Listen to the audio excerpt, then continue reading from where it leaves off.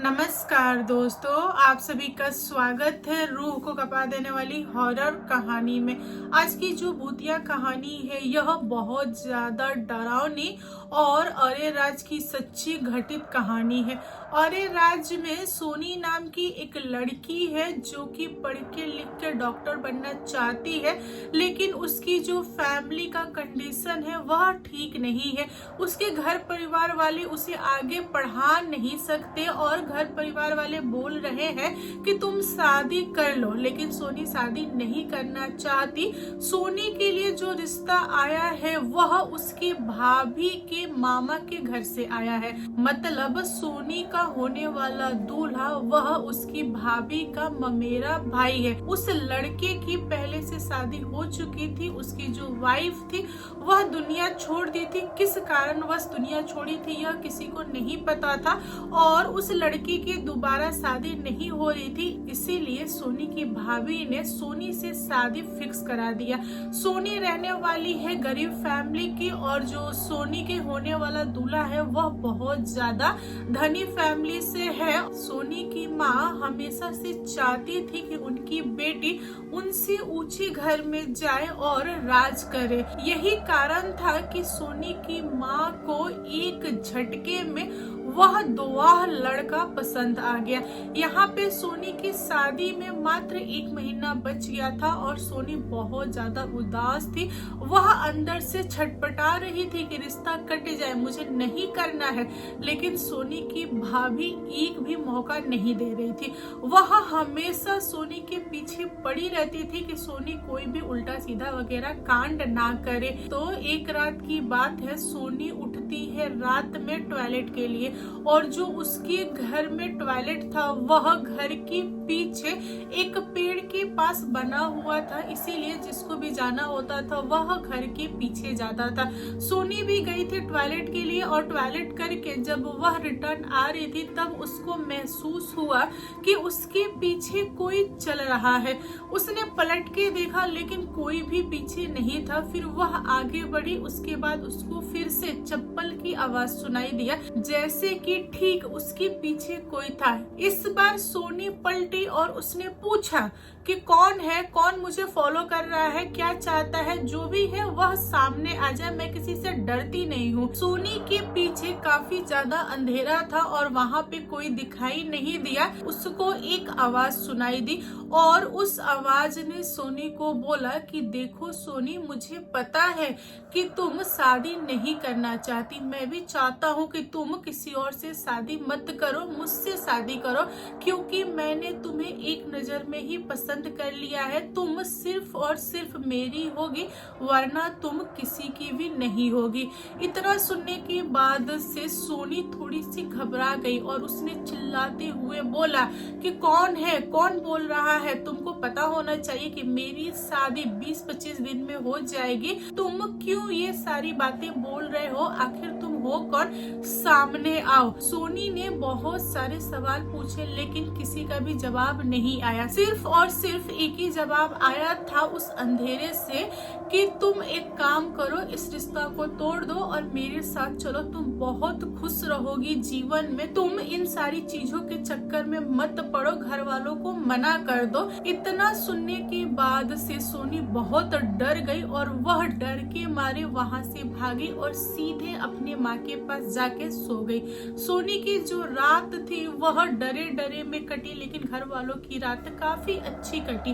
अगले दिन सुबह सोनी अपनी माँ को आंगन में बता रही थी कि माँ देखो, रात में किसी ने मुझे इस तरह से बोला लेकिन कोई दिखाई नहीं दिया।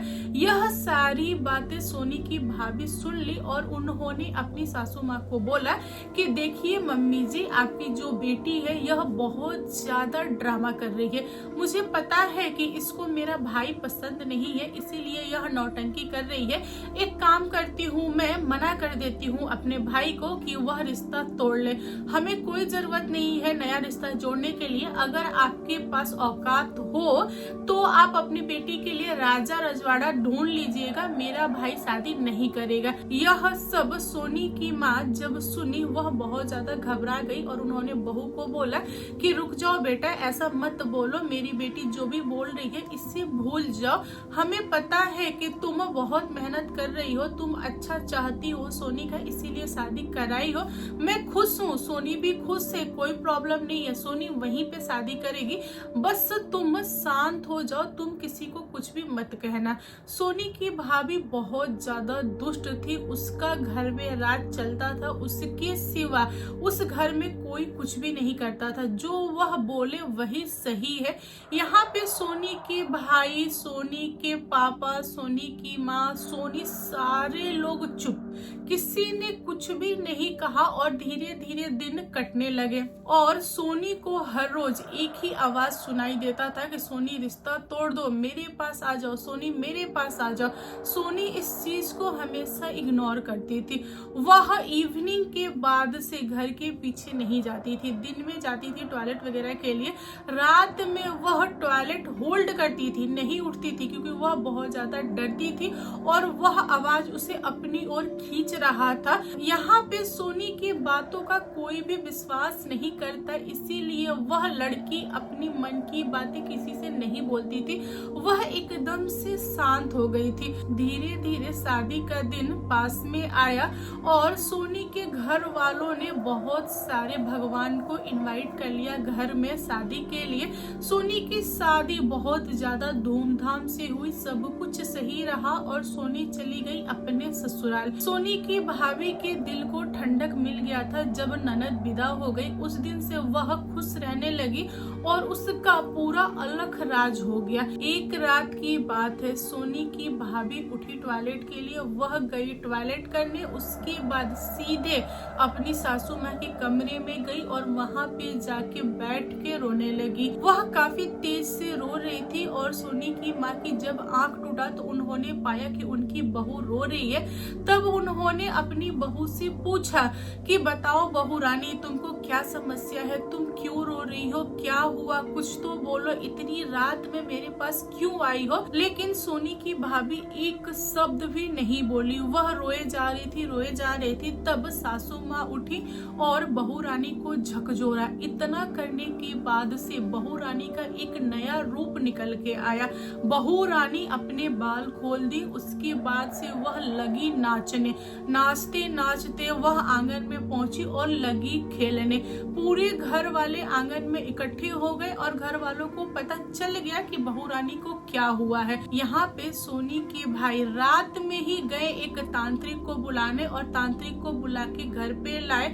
उसके बाद तांत्रिक ने बहू रानी को शांत किया और बहू रानी के अंदर जो आत्मा था उससे बात किया और पूछा कि भाई तुम कौन हो, कहाँ से आए हो और क्यों पकड़ लिए हो इस औरत को, इसने तुम्हारा क्या बिगाड़ा है। इतना सुनते से ही वह आत्मा बहुत तेज गुस्साया और चिल्लाते हुए बोला कि मैं इस औरत को नहीं छोड़ूंगा, यह औरत बहुत ज्यादा खराब है, इसने मेरी सोनी को मुझसे जुदा कर दिया। यहाँ पे तांत्रिक को कुछ भी समझ में नहीं आया। उसने आत्मा को बोला कि देखो भाई, जो कुछ भी तुमको बोलना है साफ सुथरे शब्दों में बोलो ताकि हमें समझे। उस आत्मा ने तांत्रिक को बताया कि देखो तांत्रिक, मेरा नाम सुरेश है और मैं यहाँ बगल से गुजर रहा था, तभी मेरी नजर सोनी के ऊपर पड़ा और मुझे सोनी से प्यार हो गया। मैं चाहता था सोनी से शादी करना, सोनी के साथ रहना चाहता था। मैंने सोनी को कई बार बोला लेकिन सोनी ने मुझे इग्नोर किया। इसके पीछे एक ही कारण था कि उसकी भाभी यानी कि यह औरत सोनी के पीछे पड़ी थी और जबरदस्ती सोनी के भाभी ने अपने भाई से शादी करा दिया, सोनी को मुझसे जुदा कर दिया, जो कि मुझे बर्दाश्त नहीं है। मैं इस औरत को नहीं छोड़ूंगा। सोनी हमेशा से शादी नहीं करना चाहती थी लेकिन इसने जबरदस्ती कराया। यह सारी बातें जब सोनी के घर वालों ने सुना तो सबको समझ में आ गया कि जो आत्मा था वह सोनी के पीछे पड़ा हुआ था और सोनी सोनी जो कुछ भी बोल रही थी आंगन में वह सब कुछ सच था और घर वालों ने उसकी बातों का यकीन नहीं माना था। जो आत्मा था वह बहुत गुस्से में था और सोनी के भाभी को बहुत ज्यादा परेशान कर रहा था। तांत्रिक ने उस आत्मा को समझाया और बोला कि देखो भाई, तुम आत्मा हो और सोनी इंसान थी, तुम दोनों की शादी संभव नहीं थी। सोनी की जहाँ शादी हो गई वह वहाँ चली गई, वह वहाँ खुश है, तुम उसे भूल जाओ और इस औरत को छोड़ दो। आत्मा ने तांत्रिक को बताया कि उसकी जो आखिरी इच्छा थी वह इच्छा थी शादी करना और उसकी इच्छा पूरी नहीं हो पाई थी। इसी की वजह से वह आत्मा बन के भटक रहा था और उसका जो दिल था वह सोनी के ऊपर आ गया था। वह अपनी इच्छा पूरी करना चाह रहा था लेकिन इच्छा पूरी नहीं हो पाया, इसीलिए सोनी के भाभी को वह मारना चाह रहा था। लेकिन जो तांत्रिक था वह बहुत ज्यादा पावरफुल था। उसने आत्मा को पकड़ा और अपने साथ लेके गया और यहाँ पे सोनी की भाभी आजाद हो गई उस आत्मा से। दोस्तों, आज की कहानी कैसी लगी कमेंट करके बताइएगा। कहानी पसंद आए तो प्लीज लाइक एंड शेयर कीजिएगा और मेरे चैनल पे न्यू आए हो तो चैनल को सब्सक्राइब करना। Thank you, bye bye.